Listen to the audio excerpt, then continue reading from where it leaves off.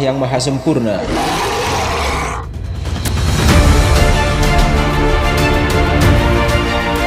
Ini adalah cerita Rasulullah Shallallahu Alaihi Wasallam ditemui iblis ketika para sahabat sedang bersama Rasulullah Shallallahu Alaihi Wasallam di kediaman seorang sahabat Ansar. Tiba-tiba terdengar panggilan seseorang dari luar rumah. "Wahai penghuni rumah, bolehkah aku masuk? Sebab kalian akan membutuhkanku."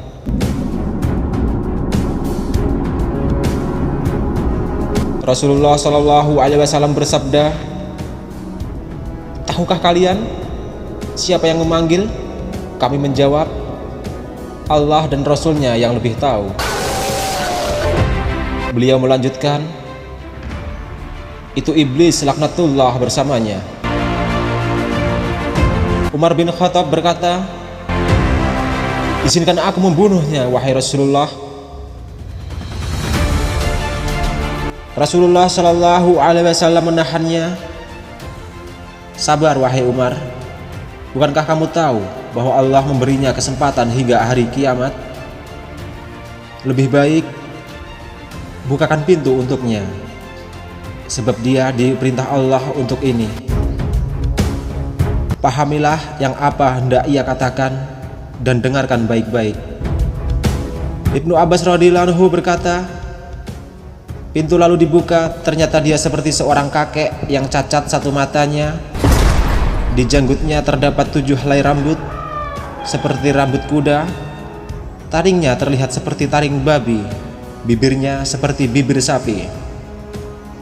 Iblis berkata, "Salam untukmu Muhammad, salam untukmu para hadirin." Rasulullah Shallallahu Alaihi Wasallam menjawab, "Salam hanya milik Allah Subhanahu wa Ta'ala. Sebagai makhluk terlaknat, apa keperluanmu?" Iblis menjawab,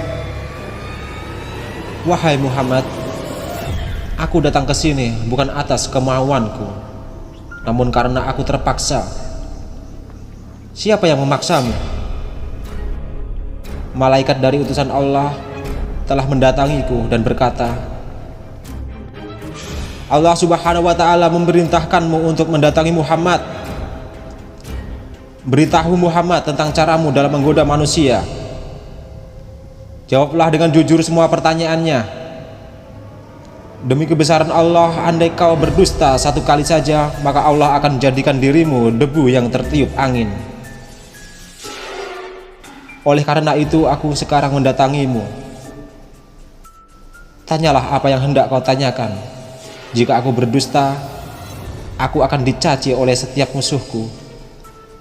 Tidak ada sesuatu pun yang paling besar menimpaku daripada cacian musuh." Rasulullah Shallallahu Alaihi Wasallam bertanya kepada iblis, "Kalau kau benar jujur, siapakah manusia yang paling kau benci?" Iblis segera menjawab, "Kamu. Kamu dan orang-orang sepertimu adalah makhluk Allah yang paling aku benci." "Siapa selanjutnya?" "Pemuda yang bertakwa, yang memberikan dirinya mengabdi kepada Allah." "Lalu siapa lagi?" "Orang alim dan wara atau loyal." "Siapa lagi?" "Orang yang selalu bersuci." "Siapa lagi?"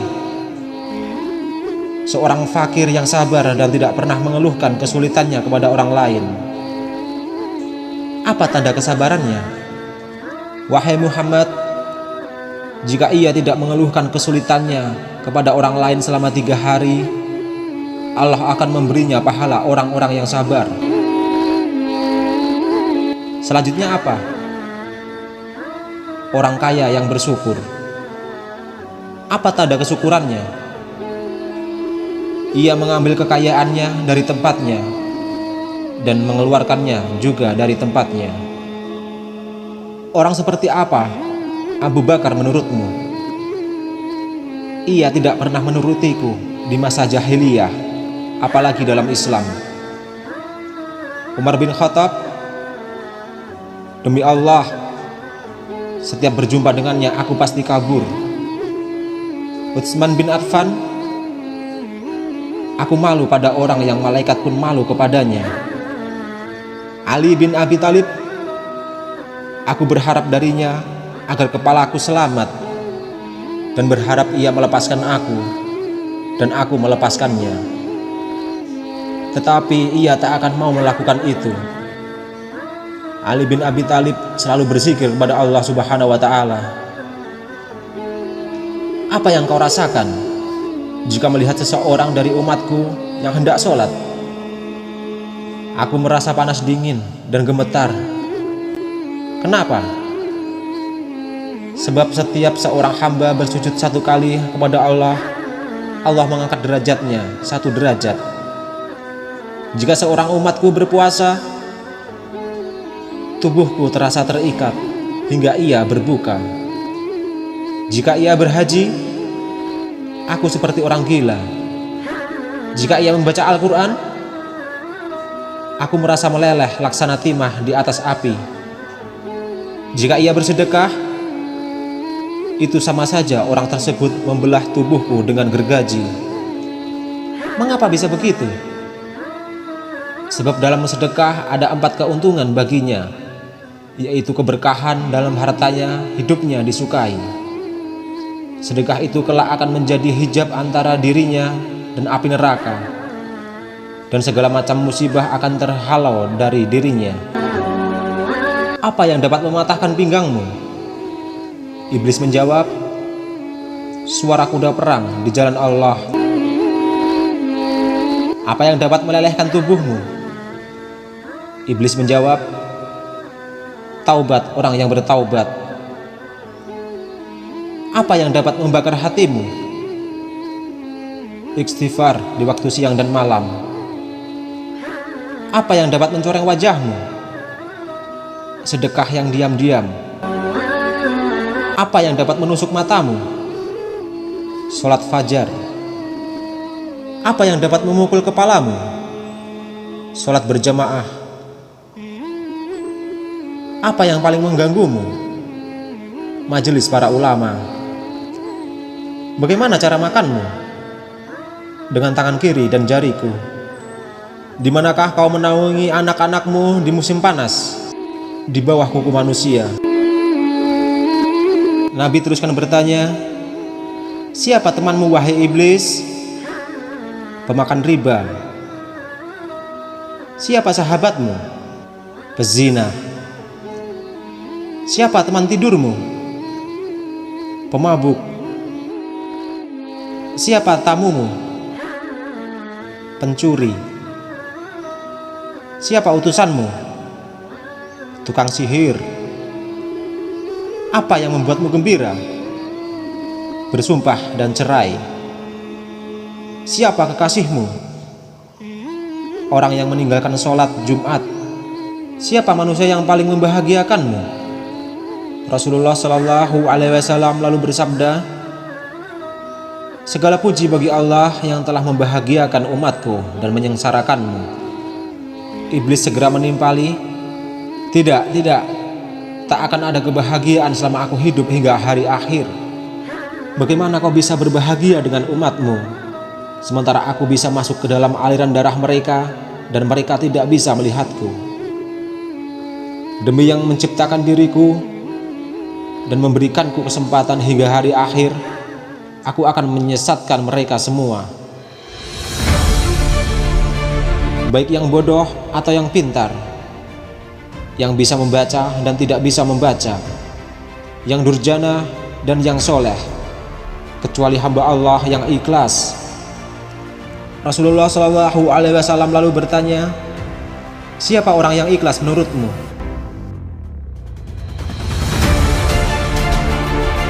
Tidakkah kau tahu wahai Muhammad, bahwa barang siapa yang menyukai emas dan perak, ia bukan orang yang ikhlas. Orang yang meninggalkan sholatnya dengan sengaja.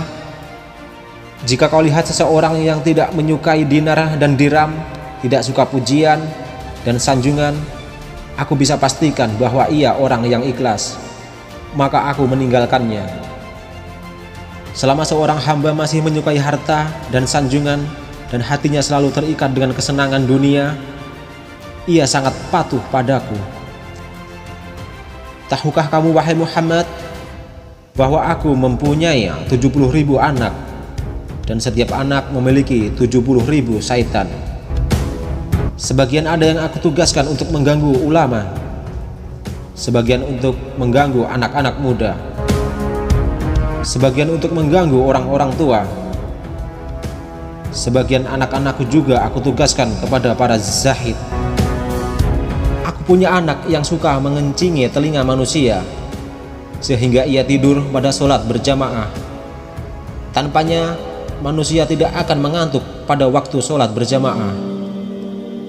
Aku punya anak yang suka menaburkan sesuatu di mata orang yang sedang mendengarkan ceramah ulama, hingga mereka tertidur dan pahalanya terhapus. Aku punya anak yang senang berada di lidah manusia.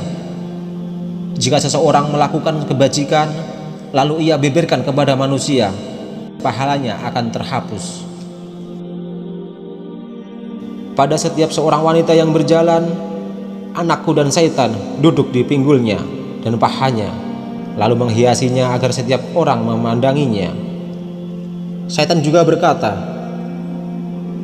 "Keluarkan tanganmu." Lalu ia mengeluarkan tangannya, lalu syaitan pun menghiasi kukunya. Tahukah kau wahai Muhammad, dusta berasal dari diriku. Akulah makhluk pertama yang berdusta. Pendusta adalah sahabatku. Barang siapa bersumpah dengan berdusta, maka ia kekasihku. Tahukah kau wahai Muhammad, aku bersumpah kepada Adam dan Hawa dengan nama Allah, bahwa aku benar-benar menasihatinya. Sumpah dusta adalah kegemaranku. Gibah dan namimah atau adu domba kesenanganku. Kesaksian palsu kegembiraanku. Wahai Muhammad, umatmu ada yang mengulur-ngulur sholat. Setiap ia hendak berdiri untuk sholat, aku bisikan kepadanya, "Waktu masih lama, kamu masih sibuk." Lalu ia menundanya hingga ia melaksanakan sholat di luar waktu. Maka sholat itu dipukulkan ke mukanya. Jika ia berhasil mengalahkanku, aku biarkan ia sholat. Namun aku bisikan ke telinganya, "Lihat kiri dan kananmu." Ia pun menoleh. Pada saat itu aku usap dengan tanganku dan kucium keningnya, serta aku katakan, "Sholatmu tidak sah." Bukankah kamu tahu, wahai Muhammad, orang yang banyak menoleh dalam sholatnya akan dipukul. Jika ia sholat sendirian, aku suruh dia untuk bergegas. Ia pun sholat seperti ayam yang mematuk beras. Jika ia berhasil mengalahkanku dan ia sholat berjamaah, aku ikat lehernya dengan tali hingga ia mengangkat kepalanya sebelum imam atau meletakkannya sebelum imam. Kamu tahu bahwa melakukan itu batal sholatnya dan wajahnya akan dirubah menjadi wajah keledai. Jika ia berhasil mengalahkanku, aku tiup hidungnya hingga ia menguap dalam sholat. Jika ia tidak menutup mulutnya dalam ketika ia menguap, setan akan masuk ke dalam dirinya dan membuatnya menjadi tambah serakah dan gila dunia, dan ia pun semakin taat padaku. Kebahagiaan apa untukmu wahai Muhammad, sedang aku memerintahkan orang-orang miskin agar meninggalkan sholat. Aku katakan padanya, kamu tidak wajib sholat. Sholat hanya wajib untuk orang-orang yang berkecukupan dan sehat. Orang sakit dan miskin tidak. Jika kehidupanmu sudah berubah, barulah kau sholat. Dan akhirnya ia pun mati dalam kekafiran. Setelah iblis menjelaskan apa yang ditanyakan Rasulullah, dia pun mohon diizinkan untuk pergi. Sahabatku, kaum muslimin, itulah cara-cara iblis menyesatkan manusia dan menggoda manusia. Maka wajiblah kita untuk memeranginya, bukan menjadi golongannya. Assalamualaikum warahmatullahi wabarakatuh. you.